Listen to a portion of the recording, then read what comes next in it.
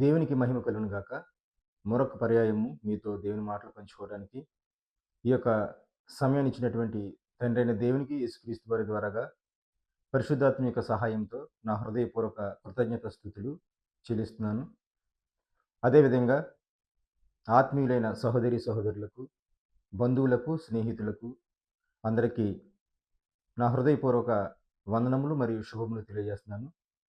ఈ సమయంలో పరిశుద్ధ గ్రంథం నుంచి కొన్ని మాటలు మనం ఆలోచన చేద్దాం. ఈరోజు మనం ఆలోచించబోయే ధ్యానాంశం నీ రాజు సాత్వికుడు. అంశం మరొకసారి, నీ రాజు సాత్వికుడు. ముందుగా చిన్న ప్రార్థన చేసుకుని దేవుని యొక్క వాక్యాన్ని ధ్యానిద్దాం. దయచేసి అందరూ తలలు వంచినట్లయితే ప్రార్థించుకుందాం. కృపగల దేవ, దయగల తండ్రి, మీ పరిశుద్ధమైన ఉన్నతమైన శ్రేష్టమైన నామానికి స్తుతులు స్తోత్రం చెల్లిస్తున్నాను. గతించిన సమయం అంతా తండ్రి నన్ను మమ్మల్ని కాచి కాపాడి మీ యొక్క సజీవమైన రెక్కల క్రింద ఉంచినందుకు మీకు స్తుతులు స్తోత్రం ప్రభువా. ఇదిగో తండ్రి, మరొకసారి తండ్రి మీ యొక్క మాటలను ధ్యానించడానికి, ఆలోచించడానికి ఇచ్చినటువంటి ఈ మహాభాగ్యాన్ని బట్టి మీకు కృతజ్ఞతాస్తుతులు చెల్లిస్తున్నాం ప్రభువా. అలాగే ఎందరైతే తండ్రి మీ మాటలు తండ్రి వింటున్న ప్రతి ఒక్కరూ తండ్రి మంచి మనసును అనుగ్రహించండి. వింటున్న ప్రతి ఒక్కరికి వినగల చెవి, గ్రహించగల మనసును దయచేయండి ప్రభా. అలాగే దీనుడను అభాగ్యులను అనేటువంటి నన్ను జ్ఞాపకించుకుని ప్రభా, సమయోచితంగా మీ మాటలు తండ్రి పలుకులకు సహాయాన్ని అనుగ్రహించిన ప్రభా. ఈ మాటల ద్వారా తండ్రి నేను వింటున్న అందరూ కూడా ప్రభా ఆలోచించి మీ మాటలు వినుకున్నటువంటి భావాన్ని, అర్థాన్ని గ్రహించి మీ ఇష్టాన్ని నెరవేర్చేవారుగా, మీ కొరకు బ్రతికేవారుగా ప్రతి ఒక్కరికి జ్ఞానాన్ని అనుగ్రహించమని ఈ ప్రార్థన మీ ప్రియ కుమారుడు మా రక్షకుడినైన యేసుక్రీస్తు వారి యొక్క ఉన్నతమైన నామమున సమర్పించున్నాను తండ్రి. ఆమేన్. ప్రియులారా, ముఖ్యంగా ఈ ఆదివారం అనగా 29వ తారీఖు 3వ నెల 2026వ సంవత్సరం మట్టల ఆదివారంగా అనగా పామ్ సండేగా అందరికీ తెలిసిన విషయమే. ఇందుకే ఈ మట్టల ఆదివారం చాలా సంఘాలలో ఈ దినాన్న సండే స్కూల్ పిల్లలు ముఖ్యంగా వారు మట్టలకు పువ్వులను అలంకరించి వారి యొక్క వీధుల్లో తిరుగుతూ, పాటలు పాడుచు, ప్రతి వీధికి తిరుగుతూ యేసుక్రీస్తు వారిని మహిమపరుస్తూ, ఆయన స్తుతిస్తూ, కీర్తనలు పాడుతూ వెళ్ళే ఈ యొక్క ప్రత్యేకమైన ఆదివారం మట్టల ఆదివారం అని, అలాగే పామ్ సండేగా మనకి తెలుసు. ముఖ్యంగా ఆలోచన చేస్తే ఈ మట్టల ఆదివారం లేదా పామ్ సండే వెనకాల చాలా భావంతో కూడినటువంటి అర్థం ఉన్నది. ఈ మట్టల ఆదివారం ఈస్టర్‌కు ముందు వారం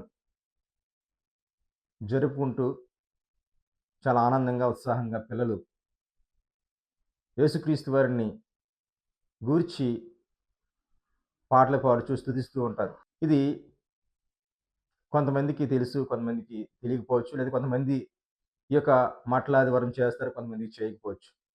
సరే, ఆ విషయాన్ని మనం పక్కన పెడితే ముఖ్యంగా బైబిల్ ప్రకారంగా మనం ఆలోచన చేస్తే చాలా లోతైన అర్థమే దీని వెనుక ఉందన్నది తప్పనిసరిగా గ్రహించాలి. అందరూ తెలుసుకోవాలి. కనుక మనం బైబిల్‌లోకి వెళ్ళి ఈ సందర్భాన్ని గురించి కొన్ని మాటలను మనం ఆలోచన చేద్దాం. నీ రాజు సాత్వికుడు అనే ధ్యానాంశముగా కొన్ని ప్రాముఖ్యమైన సందర్భాలను, వచనాలను పరిశుద్ధ గ్రంథమైన బైబిల్ నుంచి మనం ఆలోచించేద్దాం. ముఖ్యంగా ఈ యొక్క మట్టల ఆదివారం అంటే బైబిల్ ప్రకారంగా మనం ఆలోచిస్తే యేసుక్రీస్తు వారు యెరూషలేము ప్రవేశం గూర్చి తెలుపబడినటువంటి సందర్భం. ఒకసారి ఈ విషయాన్ని మనం బైబిల్ నుంచి ఆలోచన చేద్దాం. మత్తయి సువార్త 21వ అధ్యాయం 5వ వచనం చదువుతున్నాను. ఇదిగో నీ రాజు సాత్వికుడై గాడిదను, భారవాహక పశువు పిల్ల అయిన చిన్న గాడిదని ఎక్కి నీ యొద్దకు వచ్చుచున్నాడని సియోను కుమారితో చెప్పుడి అనునది. ఈ యొక్క రాయబడినటువంటి సందర్భం ఒక ప్రవచనం. అలాగే ఈ సందర్భాన్ని గురించి 4 సువార్తలో కూడా రాయబడి ఉంది. ముఖ్యంగా మత్తయి సువార్త, అలాగే యోహాను సువార్తలో ఈ ప్రవచనం యొక్క సందర్భాన్ని మనం ముఖ్యంగా చూడగలం. అలాగే ఒకసారి యోహాను సువార్తను కూడా చూద్దాం. యోహాను సువార్త 12వ అధ్యాయము 12వ వచనాన్ని ఒకసారి మనం చూద్దాం. మరునాడు ఆ పండుగకు వచ్చిన బహు జన సమూహము యేసు యెరూషలేమునకు వచ్చున్నాడని విని ఖర్జూరపు మట్టలు పట్టుకొని ఆయనను ఎదుర్కొనబోయి జయము ప్రభువు పేరట వచ్చుచున్న ఇశ్రాయేలు రాజు స్తుతింపబడును గాక అని కేకలు వేసిరి. సియోను కుమారి భయపడకుము, ఇదిగో నీ రాజు గాడిద పిల్ల మీద ఆసీనుడై వచ్చుచున్నాడు అని వ్రాయబడిన ప్రకారము యేసు ఒక చిన్న గాడిదను కనుగొని దాని మీద కూర్చుండెను. ఆయన శిష్యులు ఈ మాటలు మొదట గ్రహింపలేదు గాని యేసు మహిమపరచబడినప్పుడు అవి ఆయనను గూర్చి వ్రాయబడిననియు వారాయనకు వాటిని చేసిరనియు జ్ఞాపకములకు తెచ్చుకునిరి. ఇక్కడ యోహాను సువార్తలో రాయబడిన సందర్భం, అలాగే మత్తయి సువార్తలో రాయబడిన సందర్భాన్ని మనం ఆలోచన చేస్తే యేసుక్రీస్తు వారు యెరూషలేము ప్రవేశం చేస్తున్నటువంటి సందర్భం. ఈయన యెరూషలేము యొక్క ప్రవేశం ఎలా వస్తున్నారంటే ఒక గాడిద పిల్ల మీద లేదా ఒక గాడిద మీద ఎక్కి వస్తుండడం ఈ రాయబడిన సందర్భాలు మనం చూస్తాం. ఇకపోతే ఇది ఒక ప్రవచనం జకరియా గారు రాశారు. జకరియా గారు రాసినటువంటి ఈ యొక్క ప్రవచనాన్ని యేసుక్రీస్తు వారు నెరవేరుస్తున్నట్టుగా క్రొత్త నిబంధన మనం చూస్తాం. ఒకసారి పాత నిబంధనలో యేసుక్రీస్తు వారిని గురించి ఏం రాయబడిందో, అలాగే ఇశ్రాయేలు ప్రజల గురించి ఏం రాయబడిందో ఒకసారి మనం చూసినట్లయితే జకరియా గ్రంథం 9వ అధ్యాయము 9వ వచనం. జకరియా గ్రంథం 9వ అధ్యాయం 9వ వచనం చదువుతున్నాను. సియోను నివాసులారా బహుగా సంతోషించుడి, యెరూషలేము నివాసులారా ఉల్లాసముగా ఉండుడి. నీ రాజు నీతిపరుడును రక్షణ గలవాడును దీనుడై గాడిదను గాడిద పిల్లను ఎక్కి నీ వద్దకు వచ్చుచున్నాడు. మరొకసారి చదువుతున్నాను. జకరియా గ్రంథం 9వ అధ్యాయం 9వ వచనం. సియోను నివాసులారా బహుగా సంతోషించుడి, యెరూషలేము నివాసులారా ఉల్లాసముగా ఉండుడి. ఇక్కడ వ్రాయబడినటువంటి సందర్భాన్ని మనం ఆలోచన చేస్తే జకరియా గారు రాస్తూ సియోను నివాసులారా బహుగా సంతోషించుడి, యెరూషలేము నివాసులారా ఉల్లాసముగా ఉండుడి. అంటే సియోను కోసం అలాగే యెరూషలేము కోసం, అంటే సియోన్ అన్న యెరూషలేము అన్న ఒకటే అర్థం వస్తుంది. అంటే ఇది ఓవరాల్‌గా యెరూషలేము యొక్క ప్రజలను గూర్చి వ్రాయబడినటువంటి సందర్భం. ఇది ఈ యొక్క సందర్భం ఏంటంటే సియోను నివాసులని అలాగే యెరూషలేము నివాసులు వీళ్ళంతా కూడా దేవుని యొక్క ప్రజలు. అంటే వీళ్ళకి ఒక సంతోషకరమైనటువంటి వార్తను, ఉల్లాసించవలసినటువంటి ఒక మాటను జకరియా గారు రాస్తున్నారు. ఇది 500 సంవత్సరాల తర్వాత జరగబోయే ఒక ప్రవచనం. అంటే మత్తయి సువార్తలో రాయబడిన సందర్భాన్ని మనం చూసినట్లయితే మత్తయి సువార్తకు ముందు క్రీస్తు పూర్వం 500 సంవత్సరాల క్రితం జకరియా గారి ద్వారాగా దేవుడు రాయించినటువంటి సందర్భం ఏంటంటే సియోను నివాసులారా బహుగా సంతోషించుడి, యెరూషలేము నివాసులారా ఉల్లాసంగా ఉండుడి. ఎందుకు సియోను నివాసులను లేదా యెరూషలేము నివాసులను ఉల్లసించండి, సంతోషించండి అని చెప్తున్నాడంటే నీ రాజు నీతిపరుడును రక్షణ గలవాడును దీనుడినై గాడిదను గాడిద పిల్లను ఎక్కి నీ వద్దకు వచ్చుచున్నాడు. ఇక్కడ నీ రాజు వస్తున్నాడు, నీ రాజు రాబోతాడు. ఆయన ఎలాంటి వాడంటే రాజు అని చెప్తున్నాడు, అలాగే నీతిపరుడు, రక్షణ గలవాడు, దీనుడు. మనం దీనికోసం మాట్లాడాలంటే ఈ యొక్క ప్రవచనం ఎవరి కోసం అంటే ఎవరి విషయంలో నెరవేరిందంటే ఎవరు ఈ యొక్క ప్రవచనాన్ని నెరవేర్చబోతున్నారంటే స్వయాన్ని యేసుక్రీస్తు వారు నెరవేర్చబోతున్నారు. జకరియా గారు రాసిన ఈ సందర్భం లేదా ఈ యొక్క ప్రవచనం భవిష్యత్తులో అనగా సుమారుగా 500 సంవత్సరాల తర్వాత జరగబోయే, అది కూడా యేసుక్రీస్తు వారు విషయంలో జరగబోయే ఒక ప్రవచనాన్ని ముందుగా యెరూషలేము ప్రజల కోసం రాసినటువంటి ఈ సందర్భం. ఆయన ఎలా వస్తాడు, ఆయన ఎవరంటే రాజు అని చెప్తాడు. నీ రాజు అలాగే నీతిపరుడు, రక్షణ గలవాడు, దీనుడై వస్తున్నాడు. ఆయన ఎలా వస్తాడంటే గాడిదను గాడిద పిల్లను ఎక్కి నీ వద్దకు వచ్చుచున్నాడు. ఈ యొక్క ప్రవచనం ఎప్పుడు నెరవేరింది అన్నది మనం బైబిల్‌లోకి వెళ్ళి చూడగలిగితే ఆల్రెడీ మనం చదువుకున్నాం. మత్తయి సువార్త 21వ అధ్యాయం 5వ వచనాన్ని మరలా చదువుతున్నాను.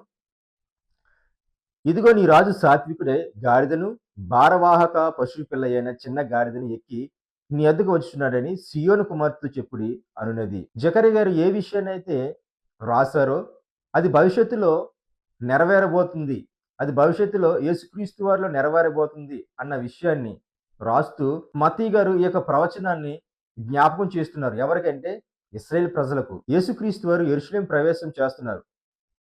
యెరూషలేము ప్రవేశం చేస్తున్నప్పుడు ఆయన ఎలాగొస్తున్నాడంటే ఒక గాడిద పిల్ల మీద. మనం జకరియా గ్రంథం 9వ అధ్యాయం 9వ వచనంలో చదివినట్టుగా అక్కడ ఏమంటదంటే నీ రాజు గాడిద మీద వస్తున్నాడు అని ప్రవచనాన్ని మనం చదివాం. అలాగే ఆ ప్రవచన నెరవేర్పుగా యేసుక్రీస్తు వారు యెరూషలేము ప్రవేశం చేస్తూ ఎలా వస్తున్నారంటే గాడిద మీద వస్తున్నారు.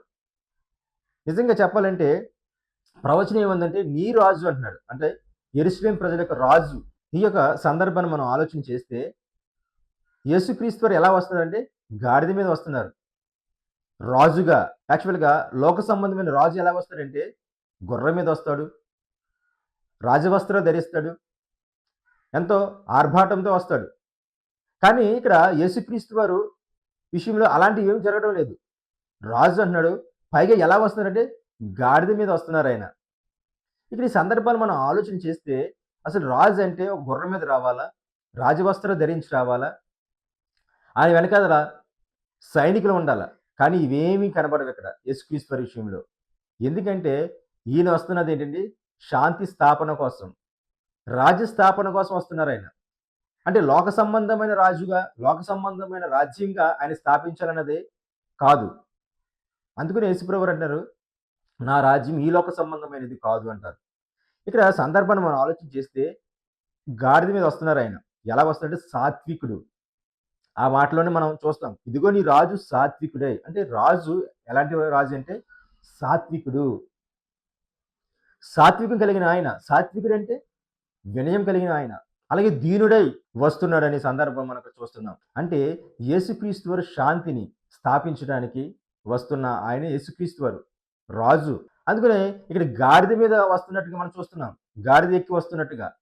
నిజంగా గాడిద మనం చూసినట్లయితే అది చాలా బరువులు మోస్తదండి. దాన్ని చూసిన వెంటనే ఎంతో దీనంగా ఉంటది చూడడానికి. మనం దాన్ని చూసిన వెంటనే అది బరువులు మోస్తూ నిజంగా ఆ రోజుల్లో అయితే గాడిద ఒక రవాణా సాధనం లాంటిది. గాడిద మీద ప్రయాణాలు చేసేవారు. అలాగే బరువులు వేసి ప్రయాణం చేస్తూ ఉండేవారు. నిజంగా అది ఎంతో నెమ్మదిగా ఉంటది. దాన్ని చూస్తేనే జాలి వేసుకొస్తుంటది. అలాంటి గాడిద ఎక్కి యేసుక్రీస్తు వారు రావడం వెనకాల ఉద్దేశ్యం ఏంటంటే, ఆయన శాంతి స్థాపన కోసం వచ్చిన ఆయన. ఆయన రాజ్యం ఈ లోక సంబంధమైనది గాదు. అందుకని ఆయన గుర్రం మీద రాలేదు. కనుక ఈ మాటలన్నీ మనం ఆలోచన చేస్తే ఆయన ఎలా వస్తున్నాడంటే సాత్వికుడిగా వస్తున్నాడు. వినయం. సాత్వికుడంటే వినయం. విధేయత కలిగిన వాడు యేసు ప్రభువారు. ఇకపోతే ఆయన రాజు అని కూడా సందర్భం మనం చూస్తున్నాం. యేసుక్రీస్తు వారు రాజు అని చెప్పబడిన కొన్ని సందర్భాలు చూసి ముందుకు వెళ్దాం. మత్తయి సువార్త 2వ అధ్యాయము 2వ వచనం. యూదులు రాజుగా పుట్టినవాడు ఎక్కడ ఉన్నాడు? తూర్పు దిక్కున మేము ఆయన నక్షత్రం చూచి ఆయనను పూజింపవచ్చితిమని చెప్పిరి. ఇక్కడ సందర్భం ఏంటంటే యేసుక్రీస్తు వారు పుట్టినప్పుడు ఒక నక్షత్రం ఆకాశంలో పుట్టడం మనం చూస్తాం. ఆ నక్షత్రాన్ని తూర్పు దేశపు జ్ఞానులు చూసి పరిశీలించి దాని వెనుకున్న కారణం ఏంటనేది పరిశీలించినప్పుడు వాళ్ళు తెలుసుకున్నటువంటి విషయం ఏంటంటే ఒక గొప్ప రాజు పుట్టాడు అని వారు తెలుసుకుంటారు. అదే సందర్భం ఇక్కడ రాయబడి ఉంది. 2వ అధ్యాయం మొదటి నుంచి మనం చూద్దాం. రాజైన హేరోదు దినముల యందు యోదయ దేశపు బెత్లెహేములో రాజైన హేరోదు దినముల యందు యోదయ దేశపు బేత్లెహేములో యేసు పుట్టిన పిమ్మట ఇదిగో తూర్పు దేశపు జ్ఞానులు యెరూషలేమునకు వచ్చి 2వ వచనం యూదుల రాజుగా పుట్టినవాడు ఎక్కడున్నాడు? తూర్పు దిక్కున మేము ఆయన నక్షత్రం చూచి ఆయనను పూజింపవచ్చితిమని చెప్పిరి. ఇక్కడ యేసుక్రీస్తు వారు పుట్టినప్పుడు ఆకాశంలో నక్షత్రం పుట్టడం, దాన్ని జ్ఞానులు చూడడం, తూర్పు దేశపు జ్ఞానులు చూడడం, చూసిన వారు యెరూషలేము వచ్చి వారంటున్న మాట ఏంటో తెలుసా? యూదులు రాజుగా పుట్టినవాడు ఎక్కడ ఉన్నాడని వారు అడుగుతున్నారు. తూర్పు దిక్కున మేము ఆయన నక్షత్రం చూచి ఆయనను పూజింపవచ్చితిమి. అంటే యేసుక్రీస్తు వారు యూదులకు రాజు అంటే యెస్. యూదులు రాజు ఆయన. అలాగే మరొక సందర్భాన్ని యేసుక్రీస్తు వారు రాజు అన్న సందర్భాన్ని మనం చూసినట్లయితే యోహాను సువార్త 18వ అధ్యాయము 37, 38 కలిసి ఉన్నాయి. 37 చదువుతున్నాను. అందుకు పిలాతు నీవు రాజువా అని ఆయనను అడుగగా యేసు నీవన్నట్టు నేను రాజునే. సత్యను గూర్చి సాక్ష్యమిచ్చి నేను పుట్టి తిని ఇందు నిమిత్తమే ఈ లోకమునకు వచ్చి తిని సత్య సంబంధి అయిన ప్రతి వాడును నా మాట వినును. అందుకు పిలాతు సత్యమనగా ఏమిటని ఆయనను. ఇక్కడ మనం సందర్భం మనం ఆలోచన చేస్తే పిలాతు అడుగుతున్నటువంటి మాట ఏంటంటే యేసుక్రీస్తు వారిని చూసి నీవు రాజువా? అందుకు పిలాతు 37వ వచనం. యోహాను సువార్త 18వ అధ్యాయం 37వ వచనం. అందుకు పిలాతు నీవు రాజువా అని ఆయనను అడుగగా యేసు నీవన్నట్టు నేను రాజునే. తిరిగి ఆయన కూడా సమాధానం ఏం చెప్తున్నట్టు యేసుక్రీస్తు వారు అవును, నీవన్నట్టు నేను రాజునే. ఎలా రాజు అయ్యారు యేసుప్రభు వారు? ఆయనకు ఒక రాజ్యం లేదు, రాజభటులు లేరు, సైన్యం లేదు, ఒక భూభాగం లేదు. మరి రాజు అంటున్నారేంటి ఈయన? అంటే యేసుక్రీస్తు వారు ఈ లోక సంబంధమైన రాజు కాదు. ఈ లోక సంబంధమైన రాజు కాదు కాబట్టే ఆయనకి రాజ్యం లేదు, లోక సంబంధంగా కనబడే రాజ్యం లేదు, ఒక రాజ్య భూభాగం లేదు, సైనికులు లేరు, గుర్రాలు లేవు. ఎందుకంటే ఈ లోక సంబంధమైన రాజ్యం కాదు. ఈ లోక సంబంధమైన రాజ్యానికి రాజు కాదు యేసుక్రీస్తు వారు. ఆయన రాజ్యం ఆత్మ సంబంధమైన రాజ్యం. యేసుక్రీస్తు వారు ఈ మాటలు బట్టి మనం ఆలోచన చేస్తే యేసుక్రీస్తు వారు నీవన్నట్టు నేను రాజునే అని సమాధానం చెప్తున్నారు. అలాగే మరొక మాట మనం చూద్దాం. యేసుక్రీస్తు వారి కోసం మరొక మాట. చాలా సందర్భాలు ఉన్నాయి ఆయన రాజు అని చెప్పడానికి. కొన్నిటిని మాత్రమే మీ ముందు ఉంచుతున్నాను. ప్రకటన గ్రంథం 19వ అధ్యాయము 16వ వచనం. రాజులకు రాజును, ప్రభువులకు ప్రభువును అను నామము ఆయన వస్త్రము మీదను, తొడ మీదను రాయబడి ఉన్నది. ఇది ఎవరి కోసం అంటే యేసుక్రీస్తు వారి కోసం. మరలా చదువుతున్నాను. రాజులకు రాజును, ప్రభువులకు ప్రభువును అను నామము ఆయన వస్త్రం మీదను, తొడ మీదను రాయబడి ఉన్నది. ఈ 3 సందర్భాలు మనం చూసినట్లయితే యేసుక్రీస్తు వారు రాజు అని పుట్టినప్పుడు తూర్పు దేశపు జ్ఞానుల వల్ల మనం చదివాం. అలాగే యేసుక్రీస్తు వారు పిలాతు యొద్ద ఉన్నప్పుడు, పిలాతు నీవు రాజువా అని యేసుక్రీస్తు వారు అడిగినప్పుడు, అవును నీవు అన్నట్టు నేను రాజునే అని యేసుక్రీస్తు వారు చెప్పడం మనం చూసాం. అలాగే ప్రకటన గ్రంథంలో కూడా యేసుక్రీస్తు వారి కోసం రాజులకు రాజును, అలాగే ప్రభువులకు ప్రభువును అను నామము ఆయన వస్త్రం మీదను, తొడ మీదను రాయబడి ఉన్నదని చదివాం. అంటే ఈ మాటలన్నిటిని మనం ఆలోచన చేస్తే ఆయన ఎవరంటే రాజు అన్నది ఇక్కడ మన స్పష్టమవుతుంది. కనుక మత్తయి సువార్తలో 21వ అధ్యాయము 5వ వచనంలో చూసినటువంటి ఆ యొక్క ప్రవచనం ఏదైతే ఉందో ఆ ప్రవచనం యేసుక్రీస్తు వారు నెరవేరుస్తున్న సందర్భమే ఈ యొక్క మత్తయి సువార్తలో ఉన్న సందర్భం. అందుకనే మత్తయి సువార్త 21:5లో ఏముందంటే, ఇదిగో నీ రాజు సాత్వికుడై గాడిదను, భారవాహక పశుపిల్ల అయిన చిన్న గాడిదను ఎక్కి నీ యొద్దకు వచ్చున్నాడని సీయోను కుమార్తె చెప్పుడు అనేది మనం చూస్తున్నాం. అంటే యేసుక్రీస్తు వారు ఒక రాజుగా వస్తున్నాడు. ఎలాంటి రాజు అంటే సాత్వికుడైన రాజు. అలాగే వినయం కలిగిన ఆయన. అలాగే ఒక గాడిద మీద వస్తున్నట్టుగా మనం ఇక్కడ చూస్తున్నాం. ప్రియులారా, ఇక్కడ మనం ఆలోచన చేస్తే ఈ సందర్భంలో చాలా ముఖ్య విషయాలు మనం తెలుసుకోవలసినవి, తెలుసుకొని వాటిని అంగీకరించవలసిన విషయాలు కొన్ని ఉన్నాయి. వాటి యొక్క భావం, అర్థం ఆలోచించి వాటిని తప్పనిసరిగా మనం స్వీకరించవలసిన అవసరత ఎంతైనా ఉంది. ఆయన ఎందుకు రాజు, ఎలాంటి రాజు అన్న విషయాన్ని మనం ఆలోచన చేసి కొన్ని వచనాలు తీసుకుని మనం ముగించుకుందాం. మత్తయి సువార్త 21వ అధ్యాయం 5వ వచనం చదువుతుంది. ఇదిగో నీ రాజు సాత్వికుడై గాడిదను, భారవాహక పశుపిల్లైన చిన్న గాడిదను ఎక్కి నీ వద్దకు వచ్చున్నాడని సీయోను కుమార్తెతో చెప్పుడి అనున్నది. ప్రియులరా, ఇక్కడ మనం ఆలోచన చేస్తే అసలు ఎందుకు ఇశ్రాయేలీయులకు రాజు కావాల్సి వచ్చాడు, ఎలాంటి రాజు కావాలి అని ఇశ్రాయేలు అనుకున్నారంటే, వాళ్ళని ఏలాలి, ఒక రాజు పరిపాలన కింద మేము ఉండాలి అన్న ఆలోచన ఇశ్రాయేలు ప్రజలకు ఉంది, దేవుని ప్రజలకు ఉంది. అలాగే ఆయన రాజుగా వస్తాడని ఒక ప్రవచనం కూడా వాళ్ళకి తెలుసు. తెలుసుకుంటే ఆయన కోసం వెయిట్ చేస్తున్నారు. ఆయన కోసం ఏమని మాట్లాడుతున్నారంటే, యోహాను సువార్త 12వ అధ్యాయం 12వ వచనం మనం చూసాం. ఒకసారి మళ్ళీ చూద్దాం మాటను. యోహాను సువార్త 12వ అధ్యాయం 12వ వచనం. మరునాడు ఆ పండుగకు వచ్చిన బహుజన సమూహము యేసు యెరూషలేమునకు వచ్చున్నాడని విని ఖర్జూరపు మట్టలు పట్టుకొని ఆయనను ఎదుర్కొనబోయి, జయము ప్రభు పేరట వచ్చున్న ఇశ్రాయేలు రాజు స్తుతింపబడును గాక అని కేకలు వేసిరి. 14వ వచనం. సీయోను కుమారి భయపడకుము, ఇదిగో నీ రాజు గాడిద పిల్ల మీద ఆశీనుడై వచ్చున్నాడు అని వ్రాయబడిన ప్రకారం యేసు ఒక చిన్న గాడిదను కనుగొని దాని మీద కూర్చుండెను. ప్రియులారా, ఇక్కడ మనం ఆలోచన చేస్తే సీయోను కుమారి భయపడకము, ఇదిగో నీ రాజు గాడిద పిల్ల మీద ఆశీనుడై వచ్చున్నాడు అంటే ఆల్రెడీ జకరియా 9:9లో మనం చూసాం. సీయోను కుమారి ఉత్సహించు, యెరూషలేము సంతోషించు అనే సందర్భాన్ని చూసాం. ఎందుకంటే నీ రాజు సాత్వికుడై వస్తున్నాడు. ఆయన ఎలాంటి రాజు అంటే సాత్వికుడు. అలాంటి రాజు రాబోతున్నాడని ఆల్రెడీ ప్రవచనం ఉంది. ఆ ప్రవచనాన్ని వీళ్ళు గుర్తెరిగి ఆ ప్రవచనాన్ని తెలుసుకున్న వారుగా యేసుక్రీస్తు వారు వచ్చినప్పుడు ఆ ప్రవచనాన్ని వాళ్ళు జ్ఞాపకం చేసుకుని ఆయనకు జయం పలుకుతున్నారు. అందుకని ఇక్కడ ఏముందంటే, జయము ప్రభువు పేరట వచ్చుచున్న ఇశ్రాయేలు రాజు స్తుతింపబడును గాక అని కేకలు వేసిరి. సీయోను కుమారి భయపడకుము. ఇదిగో నీ రాజు గాడిద పిల్ల మీద ఆసీనుడు వచ్చున్నాడు అని వ్రాయబడిన ప్రకారము యేసు ఒక చిన్న గాడిదను కనుగొని దాని మీద కూర్చుండెను. నీ రాజు అని వ్రాయబడింది చూసారా? ఇది వ్యక్తిగతంగా ఇశ్రాయేలు ప్రజల గురించి మాత్రమే కాదండి. యేసుక్రీస్తు వారు నీకు రాజు, అలాగే నాకు రాజు, మనందరికీ రాజు అండి ఆయన. అందుకని ఇక్కడ ఏమని చెప్తున్నారంటే, నీ రాజు అని ఇశ్రాయేలు ప్రజల గురించి వ్రాస్తున్నాడు. ఆల్రెడీ మనం జకర్యా 9:9లో చదువుకున్నాం. నీ రాజు అంటే సీయోను కుమారి, అలాగే ఇశ్రాయేలు ప్రజలను గూర్చి మీరు సంతోషించండి, ఉత్సహించండి అని చెబుతూ నీ రాజు సాత్వికుడు అని అంటున్నారు. జకర్యా 9:9 ప్రకారం నీ రాజు నీతిపరుడు అని వ్రాయబడి మనం చూస్తాం. నీతిపరుడు అంటే ఆయన ఎలాంటి వాడంటే రాబోయే రాజు నీతిపరుడు. నీతిపరుడు అంటే న్యాయంగా పరిపాలన చేసేవాడు. న్యాయంగా తీర్పు చెప్పే రాజు ఆయన. అలాగే ఆయన రక్షణ గలవాడని కూడా రాయబడింది. ఏంటి రక్షణ? ఎలాంటి రక్షణ అంటే పాపం నుండి రక్షించేవాడు. పాపముల నుండి రక్షించేవాడు. దీనుడు అని కూడా రాయబడింది. దీనుడు అంటే గర్వం లేనివాడు, దీనత్వం కలిగినవాడు, వినయం కలిగినవాడు.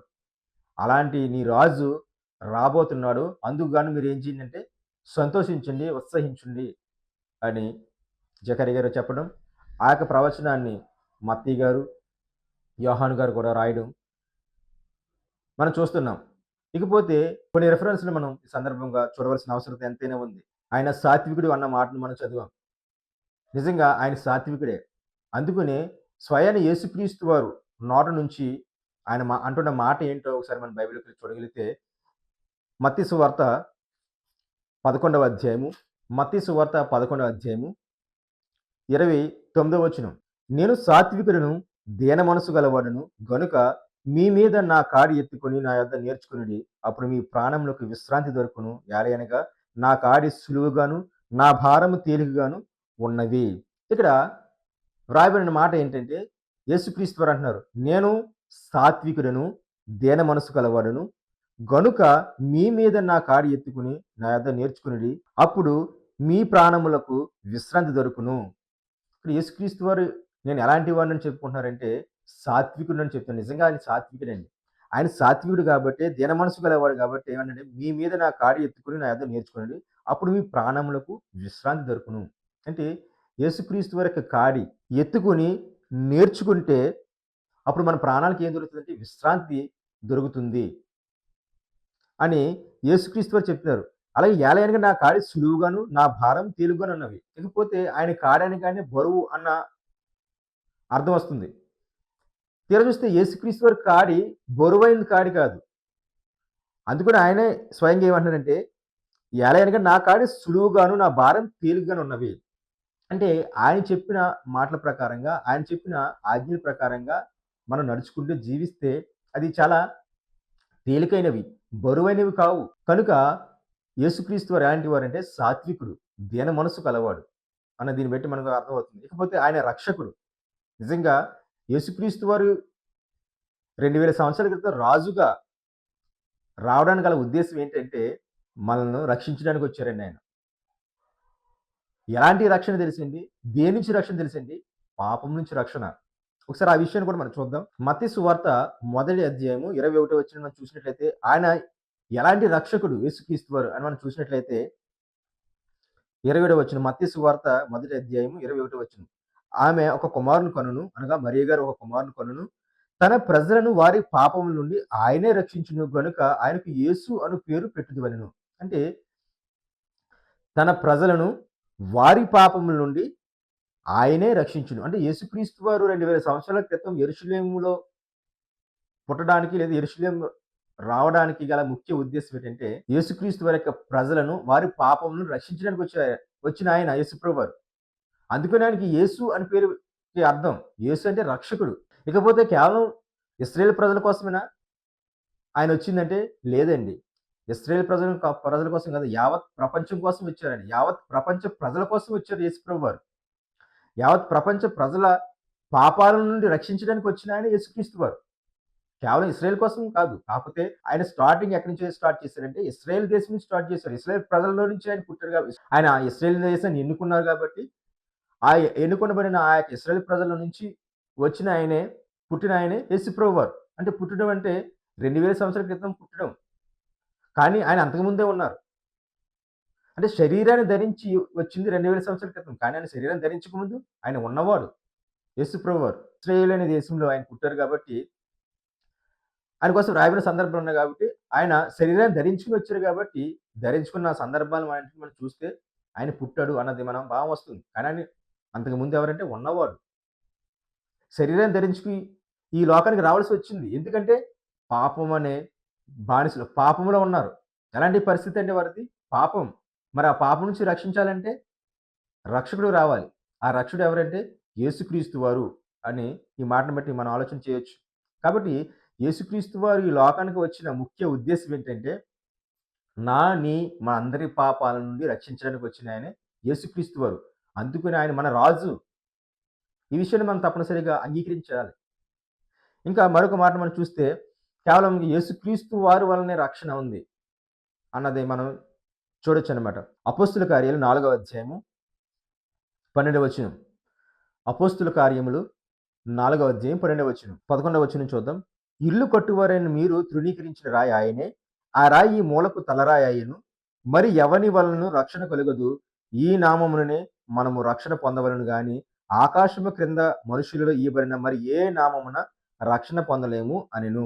ఇక్కడ పేతురు గారు, యోహాను గారు ప్రధాన యాజకులు, శాస్త్రులు, పెద్దలను విషయంలో మాట్లాడుతూ ఆ దుర్బలునికి అనగా ఎవరైతే బాగుపడ్డారో వాడు బాగుపడ్డారో అతని కోసం మాట్లాడుతూ చెప్తున్నటువంటి సమాధానం ఏంటంటే, ఇది మా వలన జరగలేదు.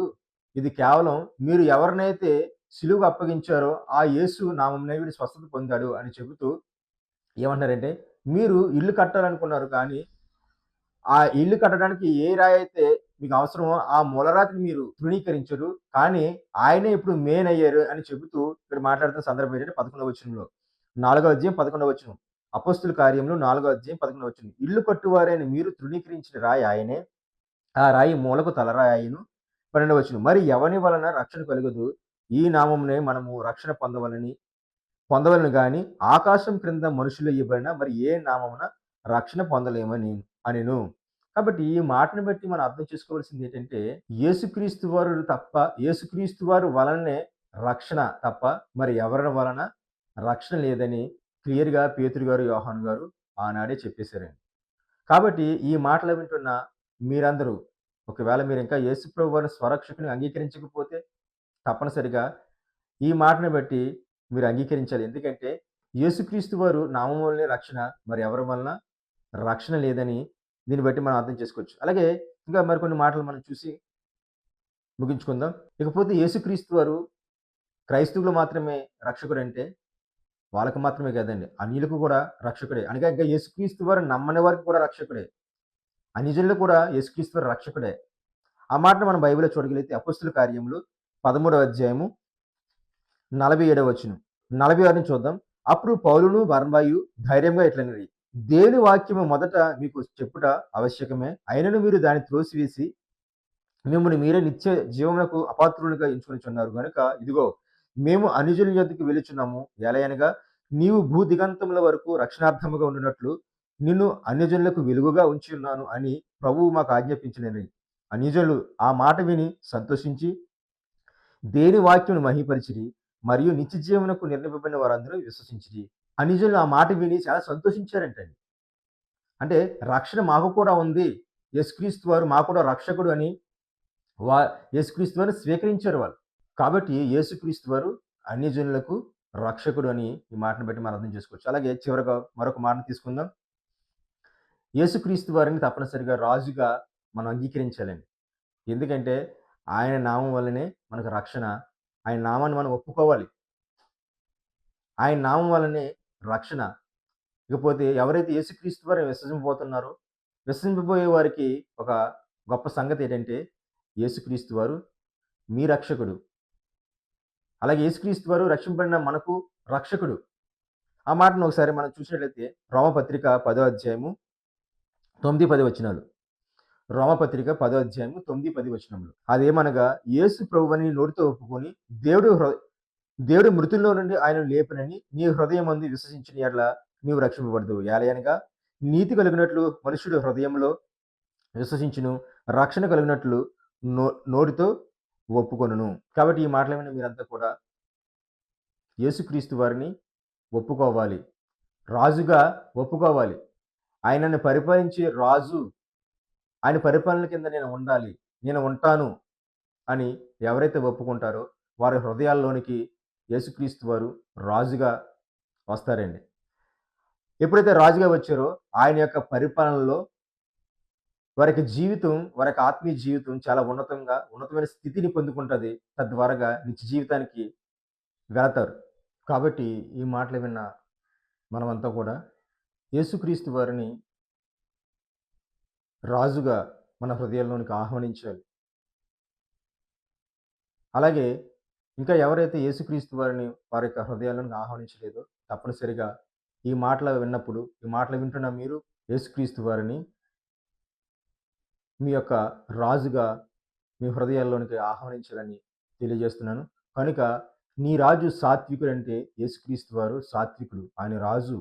అయితే ఆయన 2000 సంవత్సరాల క్రితం వచ్చింది.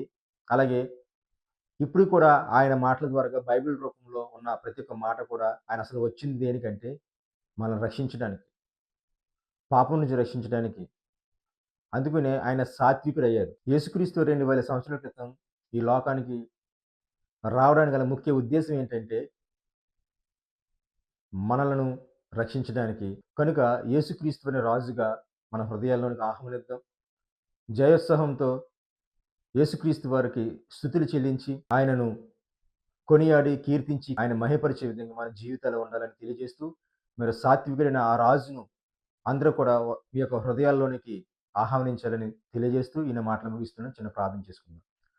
కృపగల దేవ, దయగల తండ్రి, ఇదిగో తండ్రి కొద్ది నిమిషాలు మీ మాటలు చదివి, ఆలోచించి గ్రహించాం ప్రభా. అవును తండ్రి, యేసుక్రీస్తు వారు తండ్రి రాజు, సాత్వికుడైన రాజు అని. ఎంత సాత్వికుడంటే నిజంగా మమ్మల్ని పరిపాలించడానికి, మమ్మల్ని ఏలడానికి సాత్వికుడిగా, కనికరం కలిగిన వాడిగా, దీనుడిగా రావడం అన్నది తండ్రి ఎంతో గొప్ప సంఘటన. ఆ సంఘటనను ప్రతి ఒక్కరూ తండ్రి అర్థం చేసుకొని, గ్రహించి యేసుక్రీస్తు వారిని మా హృదయాల్లోనికి రాజుగా ఆహ్వానించి, ఆయన స్తుతించి, కీర్తించే విధంగా మా జీవితంలో కృప చూపించండి. ప్రతి ఒక్కరూ కూడా మీ మాటలను అర్థం చేసుకొని, మీ మాటలకు తండ్రి విలువనిచ్చి, మీ మాటలను తండ్రి గ్రహించి, మీ మాటల ప్రకారంగా జీవించే బుద్ధిని, జ్ఞానాన్ని, వివేకం ప్రతి ఒక్కరు అనుగ్రహించమని, అలాగే చెప్పిన మాటలో తండ్రి పొరపాటు ఏమైనా ఉంటే తండ్రి దయచేసి నన్ను క్షమించి, కనికరించి, ఇంకా మీ మాటలను తండ్రి అర్థం చేసుకోవాలని, గ్రహించడానికి, జీవించడానికి నాకు తగిన బుద్ధిని, జ్ఞానాన్ని అనుగ్రహించమని, అలాగే తండ్రి ఎవరైనా తండ్రి శరీర బలహీనత ఉన్న తండ్రి వారిని స్వస్థపరచండి, ఉపశమనం దయచేయమని ఈ ప్రార్థన మీ ప్రియ కుమారుడు మా రక్షకుడైన యేసుక్రీస్తు వారి ఉన్నతమైన నామములో సమర్పించున్నాను తండ్రి. ఆమేన్. అందరికీ వందనములండి. ఈ మాటలు తప్పనిసరిగా మీకు తెలిసిన వారికి పంపించండి. తద్వారాగా వారు దీని యొక్క మాటలు విని, ఆలోచించి, గ్రహించి వారి యొక్క హృదయాలను ప్రభు వైపు త్రిప్పుకొని రాజుగా స్వీకరించగలిగితే నిజంగా వారి యొక్క జీవితాలు గొప్పగా ఉంటాయని మీరు గ్రహించినట్లయితే ఈ యొక్క వర్తమానాన్ని మీకు తెలిసిన వారికి పంపించవలసింది తెలియజేస్తూ మాటలు ముగిస్తున్నాను.